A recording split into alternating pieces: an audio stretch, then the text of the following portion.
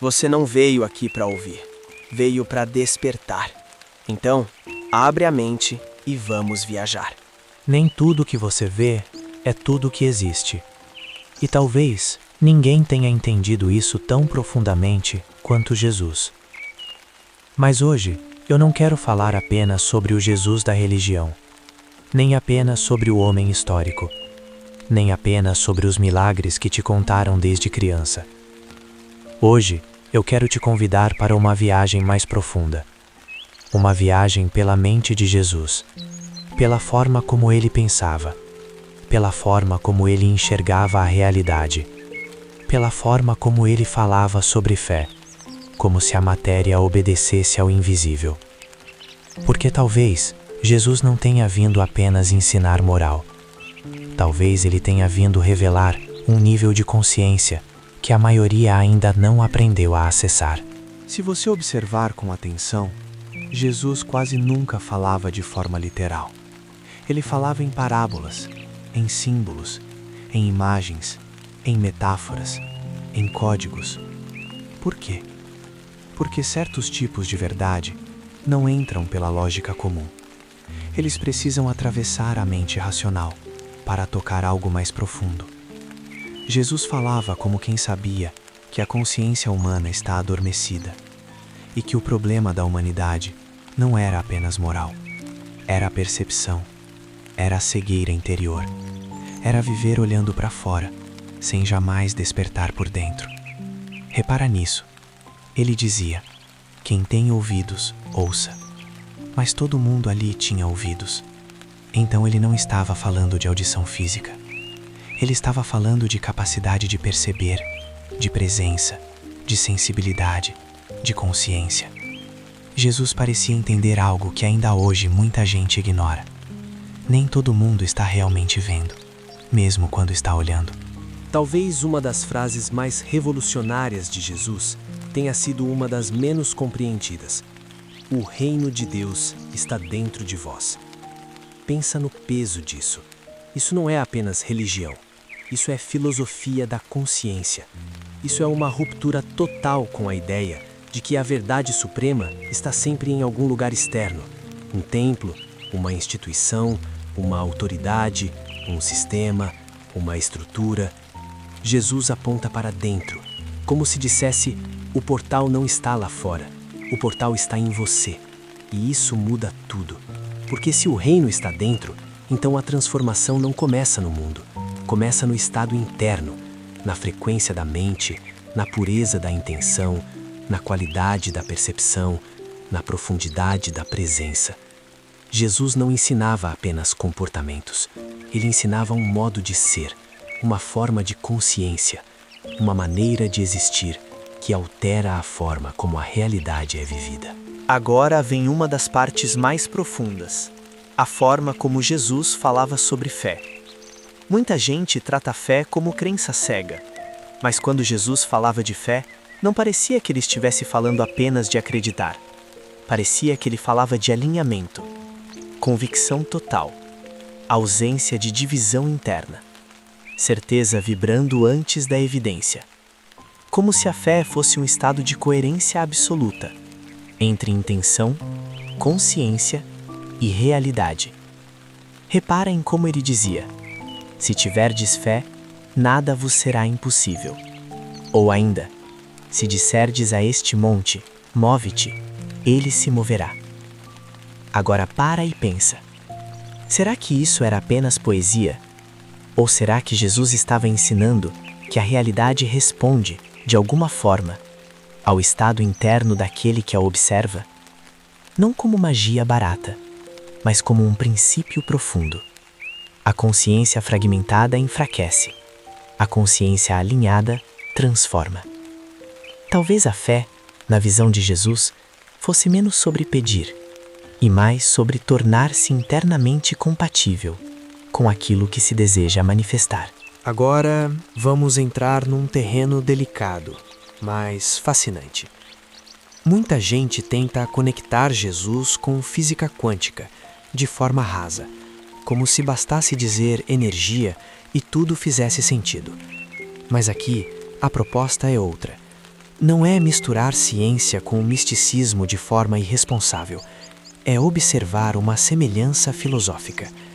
A física quântica, em certos contextos, nos mostra um universo menos sólido, menos previsível, menos mecânico do que a mente antiga imaginava. Um universo onde o invisível importa, onde o potencial existe antes da forma, onde aquilo que parece fixo, em níveis profundos, é muito mais misterioso do que parece. E Jesus, de certa forma, falava como alguém que operava exatamente a partir dessa confiança no invisível. Ele dizia para crer antes de ver, para pedir como se já tivesse recebido, para andar sobre o impossível, para tocar o que não é visível com os olhos, mas pode ser acessado pela fé. Percebe? Não estou dizendo que Jesus estava ensinando equações. Estou dizendo que talvez ele compreendesse algo essencial. A realidade visível não é a camada final da existência. Existe um campo mais profundo, um princípio invisível, uma ordem além da aparência. E ele parecia viver a partir desse nível. E então chegamos ao ponto que mais intriga a mente humana: os milagres, curas, multiplicação, água em vinho, cegos voltando a ver, paralíticos andando, tempestade se acalmando. A pergunta é: o que eram esses milagres? Suspensão das leis da natureza? Ou manifestação de leis mais profundas, que ainda não compreendemos? Talvez, para uma mente limitada, o milagre pareça uma violação. Mas para uma consciência expandida, talvez seja apenas acesso. Acesso a um nível de realidade que a maioria não sabe operar. Jesus nunca parecia impressionado com os próprios milagres. Isso é curioso. Ele não agia como um showman. Ele agia como alguém para quem aquilo era natural. Quando existe alinhamento com o Pai, com a fé, com a intenção, com a verdade. E talvez isso revele algo imenso. O milagre, na visão de Jesus, não era espetáculo. Era consequência. Consequência de uma consciência unificada, de uma fé sem ruído, de uma mente sem separação, de uma presença sem dúvida.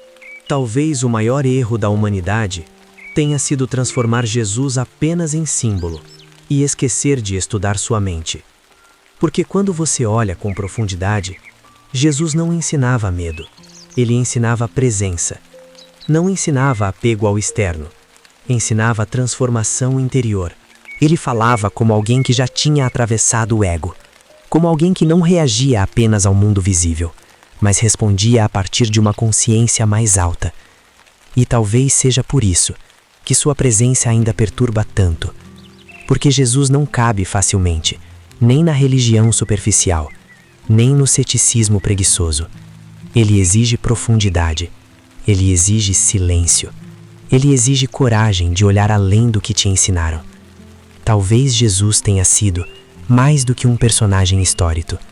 Talvez ele tenha sido um espelho, um convite, uma frequência viva, uma lembrança de que existe em nós um estado de ser que ainda dorme. E se no fim, o maior milagre de Jesus não for andar sobre as águas, e se for mostrar que o ser humano pode viver acima do medo? E se o maior milagre não for multiplicar pão, e se for multiplicar consciência?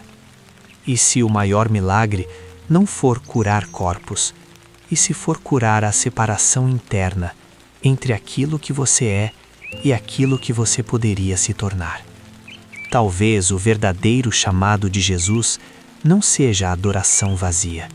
Talvez seja a transformação real. Talvez ele não tenha vindo apenas para ser observado. Talvez ele tenha vindo para ser compreendido. E talvez, quando ele falava de fé, de reino, de cura, de amor, de verdade, ele estivesse apontando para uma tecnologia espiritual da consciência que a humanidade ainda está começando a lembrar. Então hoje, eu te deixo uma pergunta. Quando você pensa em Jesus, Você está olhando para uma figura religiosa ou para uma consciência tão avançada que ainda desafia tudo o que chamamos de realidade? Talvez a maior distância entre você e o milagre não seja o impossível. Talvez seja o ruído da mente. Talvez seja a dúvida constante. Talvez seja o ego. Talvez seja a desconexão. Talvez seja viver longe de si mesmo. Porque talvez a fé que Jesus ensinava não fosse sobre fugir do mundo, mas sobre tocar o invisível até que o invisível transforme o visível. Respira fundo, silencia o ruído e escuta isso com o coração. Talvez o milagre não esteja fora de você. Talvez ele esteja adormecido, esperando o momento em que sua consciência finalmente desperte. Se essa conversa mexeu com a sua mente, então talvez ela estivesse pronta para lembrar quem realmente é. Nos vemos na próxima viagem.